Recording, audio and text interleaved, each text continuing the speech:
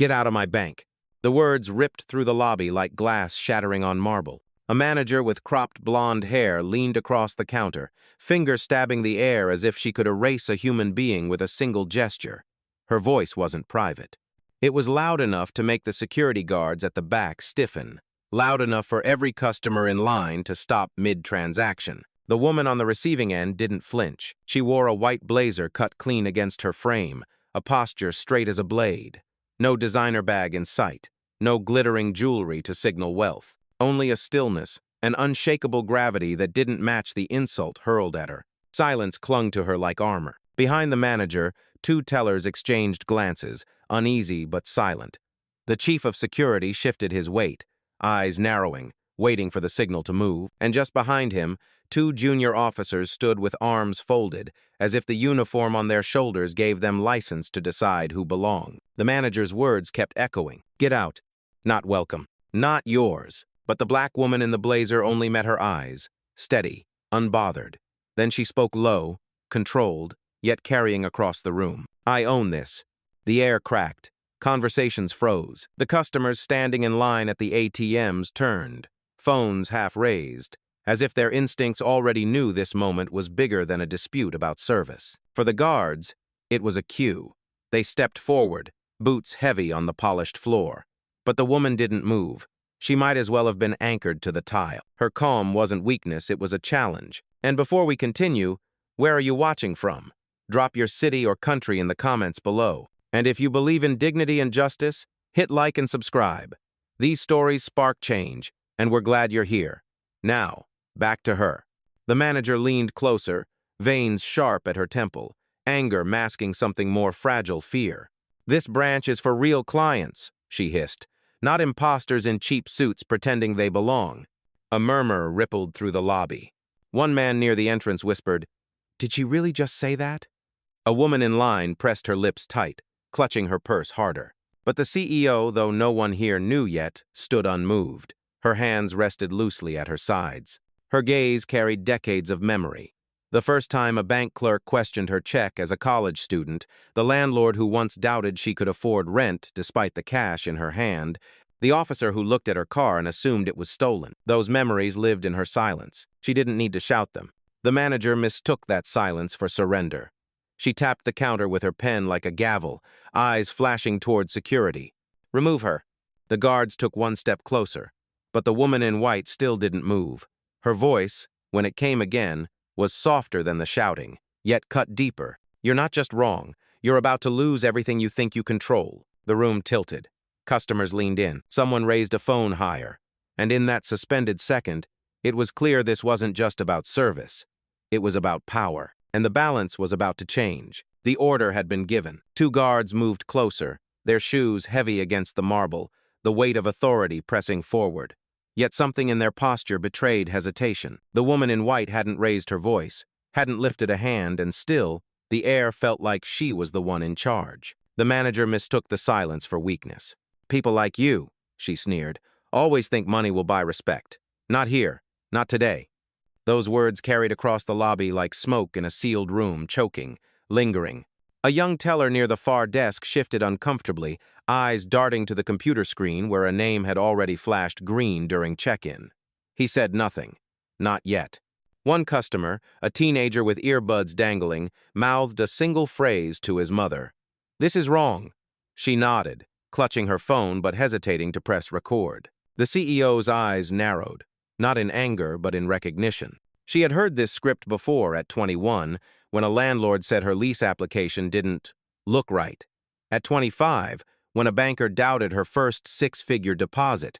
At 30, when she signed her first acquisition and still got asked if she worked for the real owner. Same tone, different faces, always the same erasure. The manager tapped the counter again, sharp like a judge's gavel. Security escort her outside. Now. The guards hesitated. One shifted his stance, but his hand never touched her. Something in her composure unsettled him. She wasn't begging. She wasn't backing away. She was standing as if the building itself answered to her. And then movement.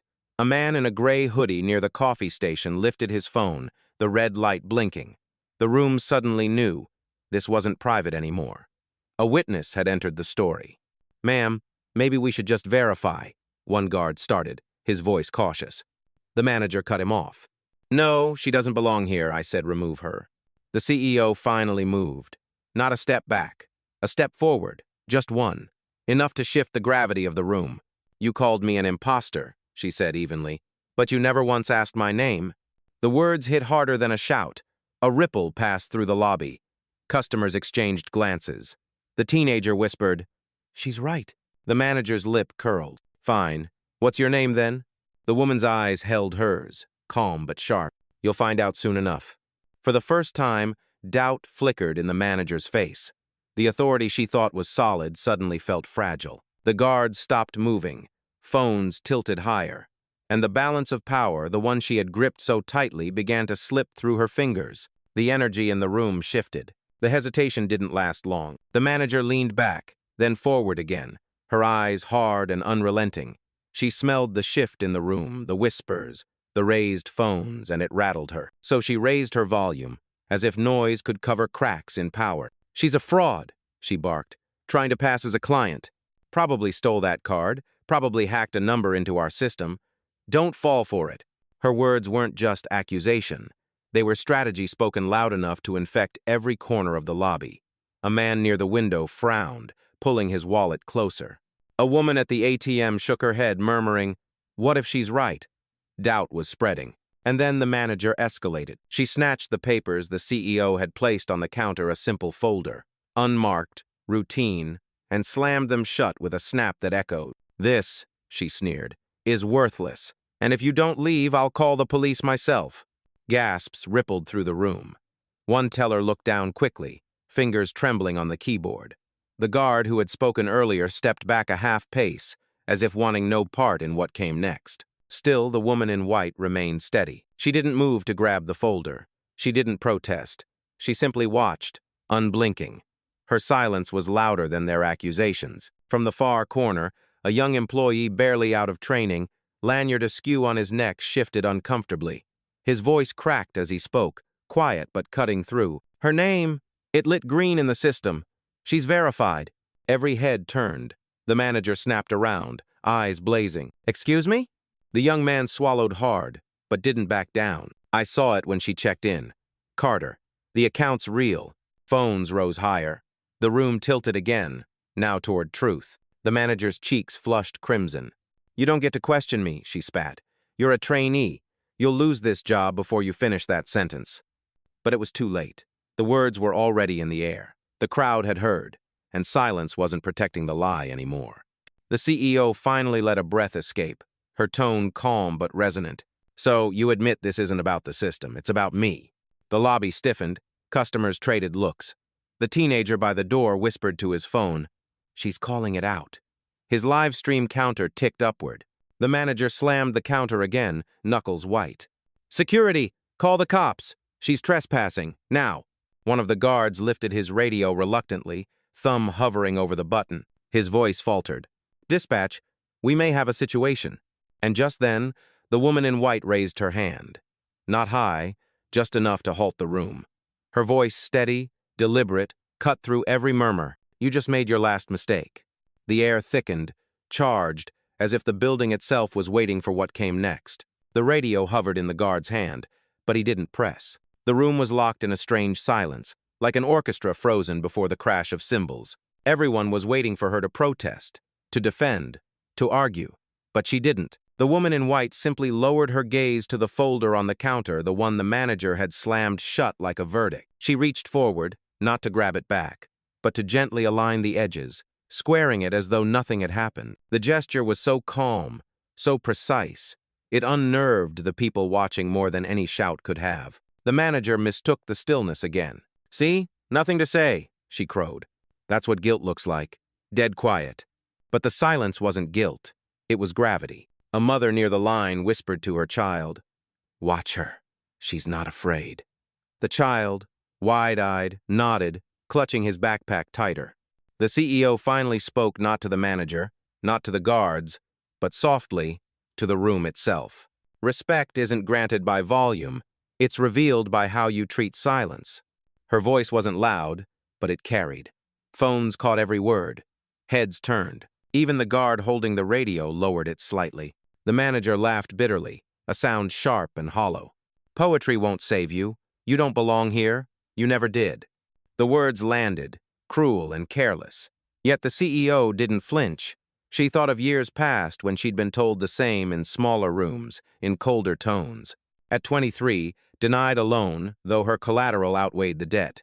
At 35, mistaken for an assistant at her own board meeting. Each time, silence had been her ally. Not surrender, but strategy. She drew on it now. One of the tellers shifted, glancing toward the manager, then back to her screen. She wanted to speak, but fear pinned her.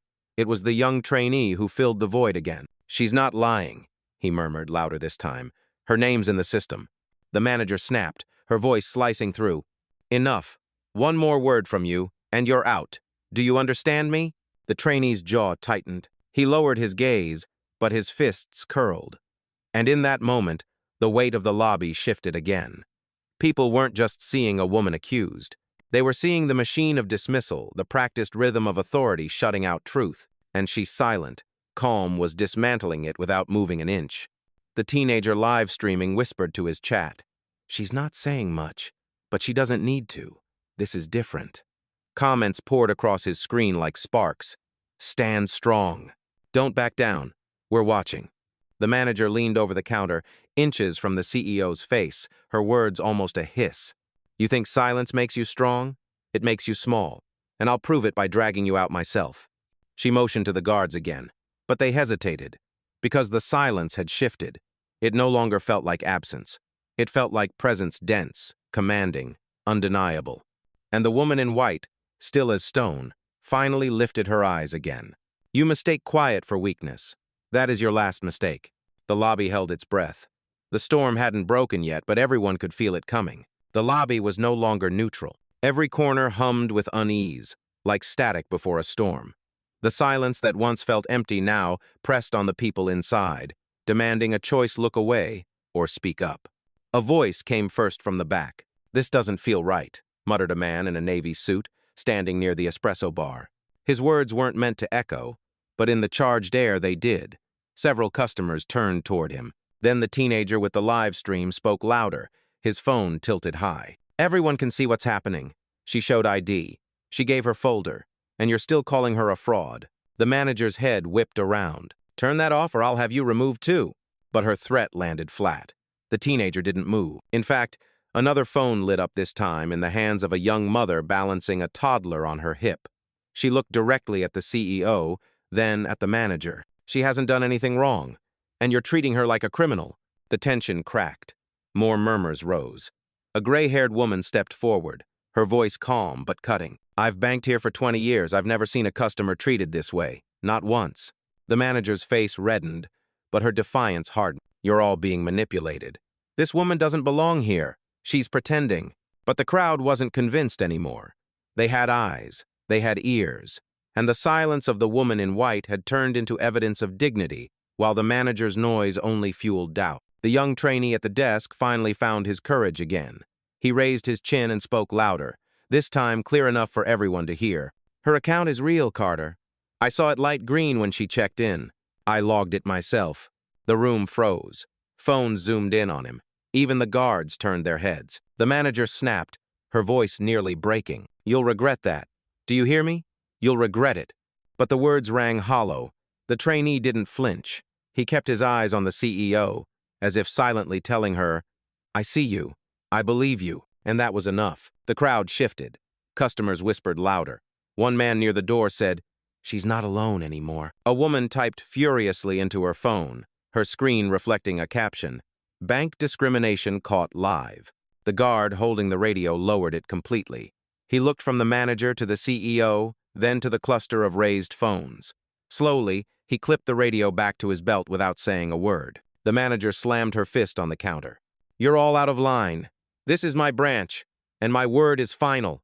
The CEO finally lifted her gaze, meeting her eyes squarely. "Your word isn't final. Truth Island."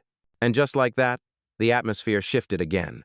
The woman in white still hadn't raised her voice, but now the crowd was raising theirs for her. The storm had witnesses. The hum of voices grew louder, sharper, like sparks catching dry wood. The crowd wasn't neutral anymore. They were leaning toward her. And the manager knew it, so she reached for backup. The glass door to the inner office swung open, and another figure strode out. Taller, older, his suit a shade darker than his expression.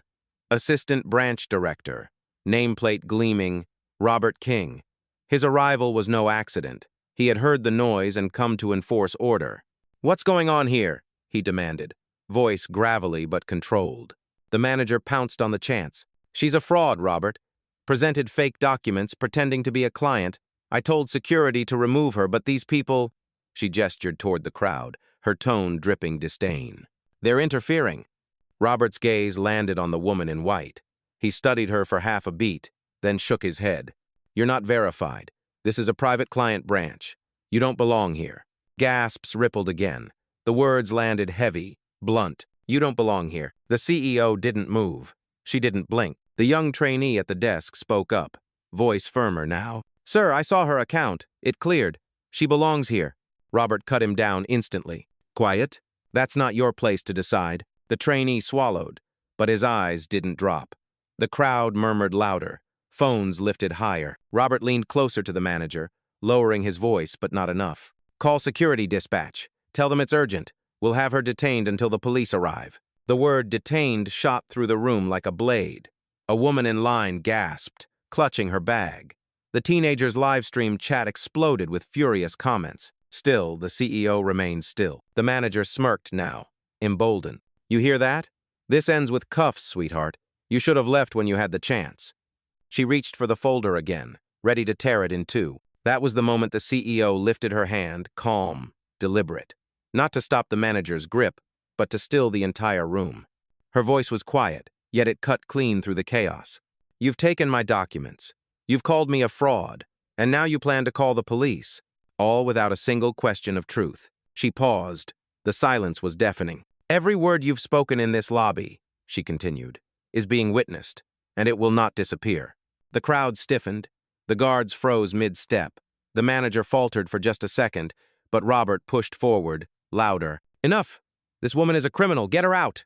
The CEO's gaze sharpened, steady as stone. "No, what you're seeing is not a criminal. What you're seeing is your reflection." Enton.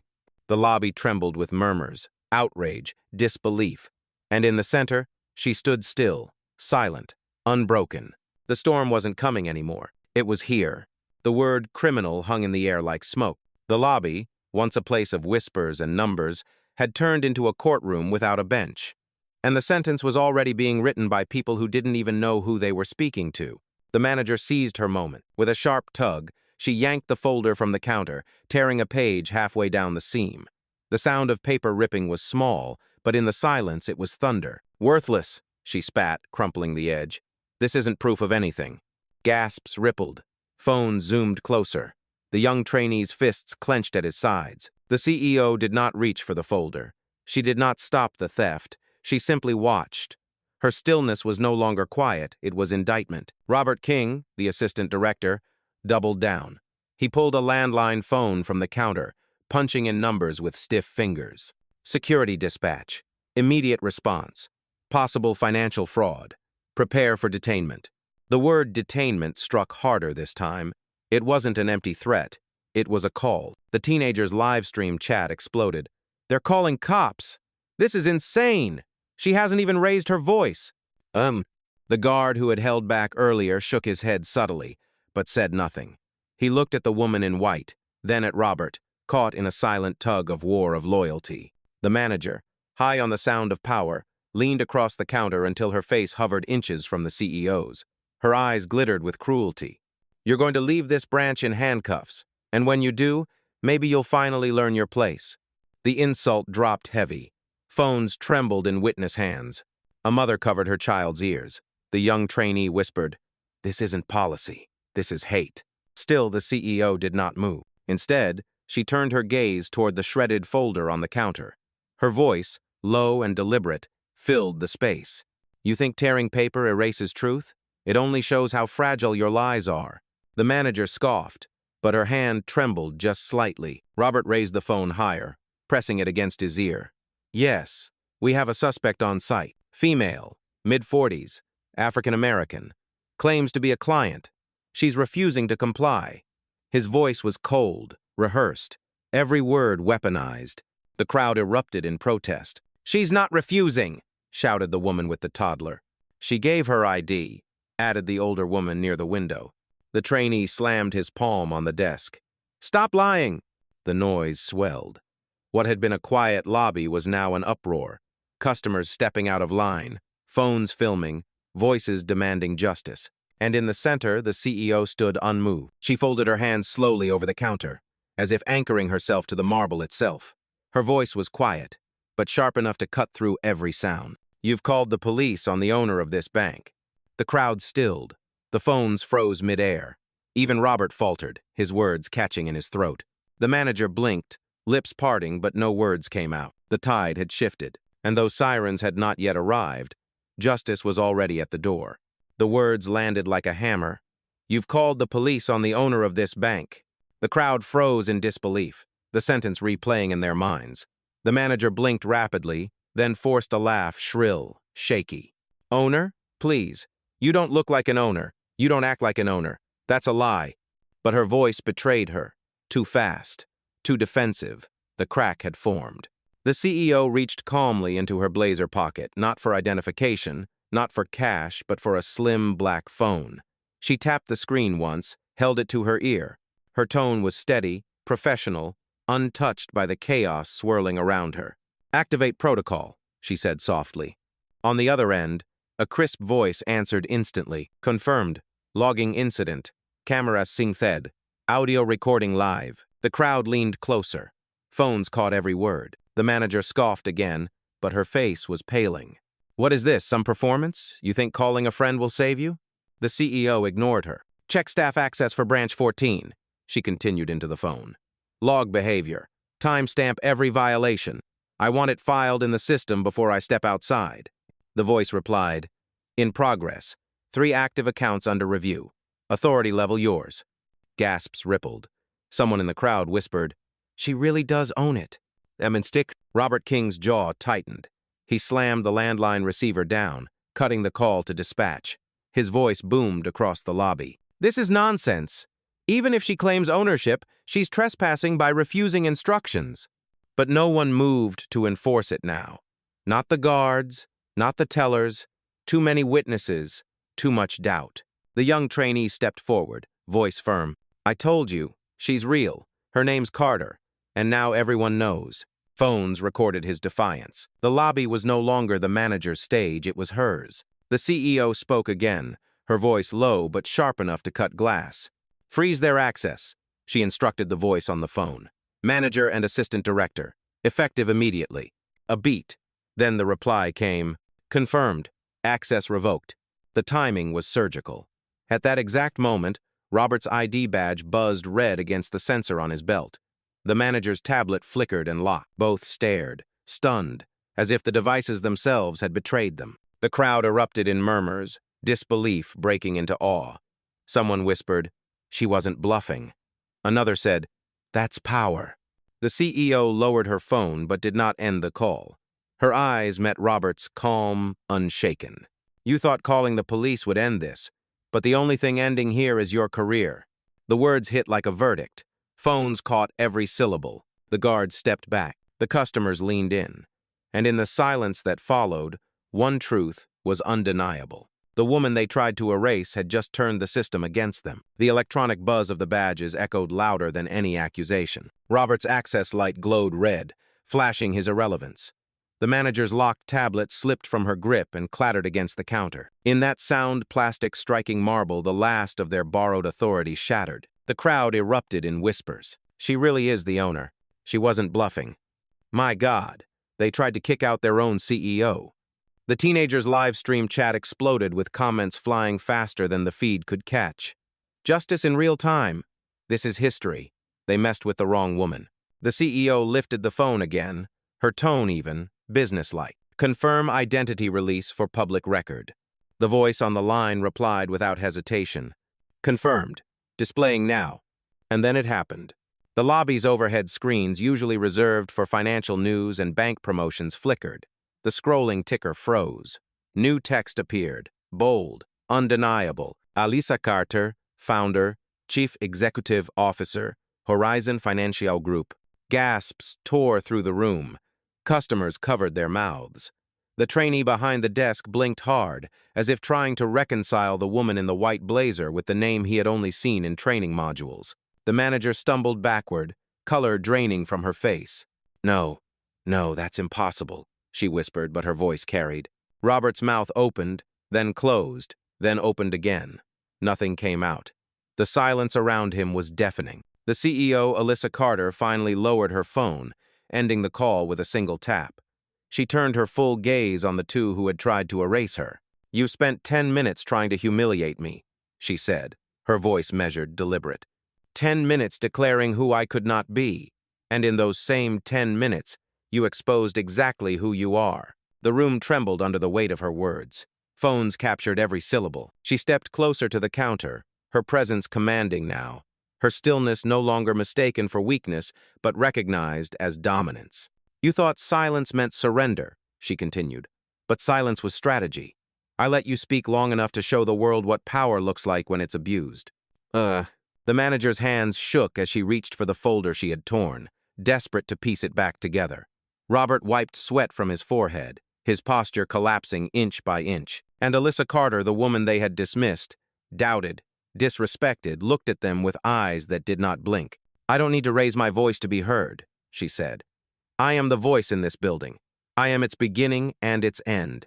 The crowd gasped again, this time not in disbelief but in awe. Applause started small, then grew. The teenager's phone shook as he whispered into his stream. "She just revealed it. She's the CEO. She owns this entire place." The truth was out. The game had changed, and there was no turning back. The revelation hung in the air like thunder that refused to fade. Alisa Carter, CEO, owner. 3 words flashing across the lobby screens, impossible to ignore. The crowd erupted, some gasping, some clapping, some whispering in disbelief. Phones tilted higher, dozens of red recording lights catching the shock on every face. The manager staggered back, her hand clutching the counter for balance. The color drained from her cheeks until she looked ghost-like under the harsh fluorescence. Her lips moved, but no words formed. The authority she had clung to had been ripped away live. Undeniable. Robert King fared no better. Sweat trickled down his temple as he fumbled with his useless badge, pressing it against the reader again and again. Each time, it buzzed red.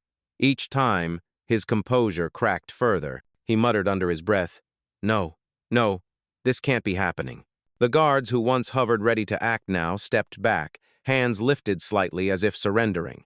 They weren't looking at Alisa anymore. They were looking at the sea of phones, at the undeniable tide of witnesses. And the witnesses? They were no longer silent. The older woman near the window clapped first, sharp and deliberate. "They tried to humiliate the CEO of the bank," she declared, her voice carrying. "And they did it in front of all of us." A ripple of applause followed, then cheers. The teenager shouted into his live stream, "She's the boss! They tried to throw out the boss!" His chat flooded with emojis, words tumbling so fast the screen blurred. The young trainee, who had spoken up twice already, exhaled hard as if a weight had lifted. His eyes shone not with fear now, but with vindication. He turned toward Alisa, voice steady. "I knew it. I knew the system was right. I should have spoken louder sooner." The manager finally found her voice, but it cracked as it spilled out. "Please, Miss Carter, I didn't know. I was following protocol."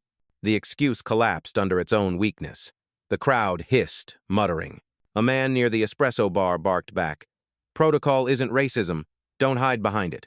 Robert tried again, his tone pleading now instead of commanding. "Miss Carter, if you'll allow us, we can discuss this privately, in the office. No need to—" Alisa cut him off with a glance. Just one. It silenced him faster than any word could. The lobby was no longer his stage. It was hers. Phones kept rolling. Customers clapped louder. Someone shouted, "That's justice!" Another added, "This belongs on the news."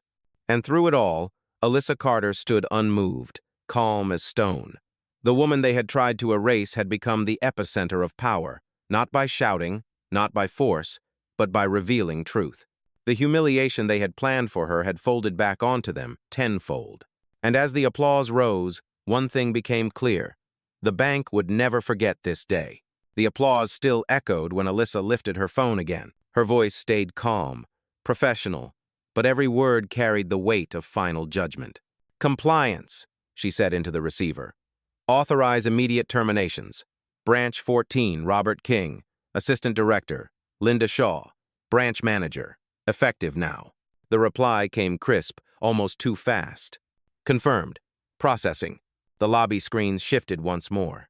The scrolling news banners vanished, replaced with a stark system notice. "Access revoked. Employee status. Terminated." The crowd gasped. Phones zoomed in, recording the names glowing on the display like a digital verdict. Robert froze. His badge flickered red again, then dimmed entirely. He pressed it against the reader in desperation. Nothing.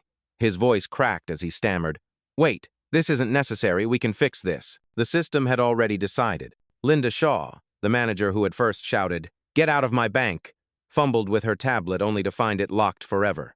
The words "user not recognized" blinked back at her. She dropped it, the device clattering across the marble floor. "No," she whispered, voice trembling. "Please, Miss Carter, I didn't know." But Alyssa didn't flinch. "You knew enough to insult me. You knew enough to call me a fraud. Ignorance isn't an excuse. It's a choice." The guards stepped further back, as if distance could shield them from the storm. The crowd leaned in, hungry for justice delivered in real time. Alyssa turned, her voice carrying through the entire lobby. "These two are no longer employees of Horizon Financial. Effective immediately, they are stripped of access, privileges, and authority.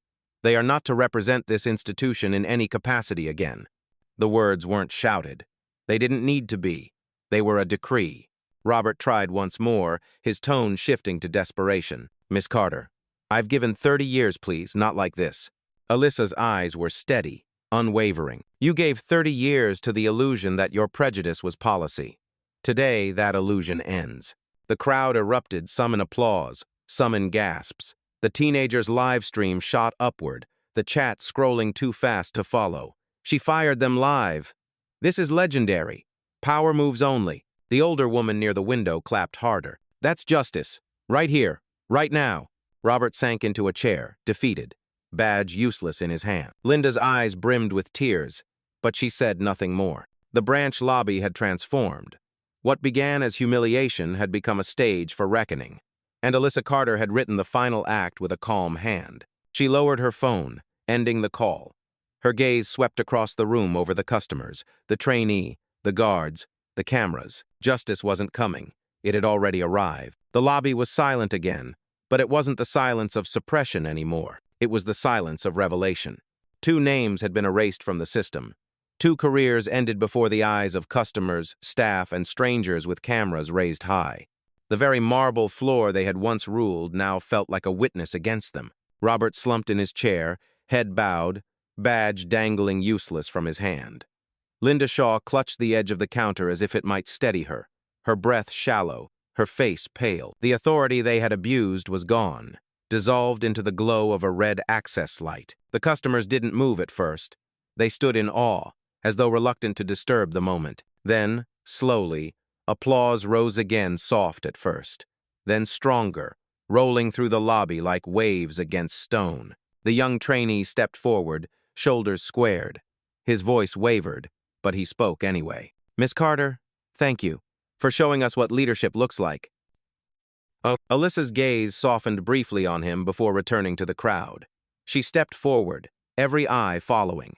Her words were deliberate, steady, carrying more weight than any gavel. "I don't need to record this moment," she said, "because I am the record. Every insult you spoke, every accusation you hurled, it isn't just written here. It's written in the silence you tried to bury me with." She paused, letting the weight of it linger. Phones captured her stillness as much as her speech. "You thought dignity could be denied, but dignity isn't a gift. It's not yours to grant or to steal. It belongs to me. It always has." The crowd erupted once more, clapping, cheering, murmuring words like powerful and justice. The teenager's live stream counter soared, his chat filled with awe. "This is history." Goosebumps. She didn't shout once. Alyssa turned back toward the broken figures of Robert and Linda. "You called me an imposter in a bank I built. You tried to erase me in a branch that exists because of me. But you've mistaken silence for submission. That was your last mistake. Her voice cut clean, final. She gathered her folder from the counter, creased, torn, but still intact, and tucked it under her arm. Then she walked through the lobby, the crowd parting naturally, reverently. No one stopped her.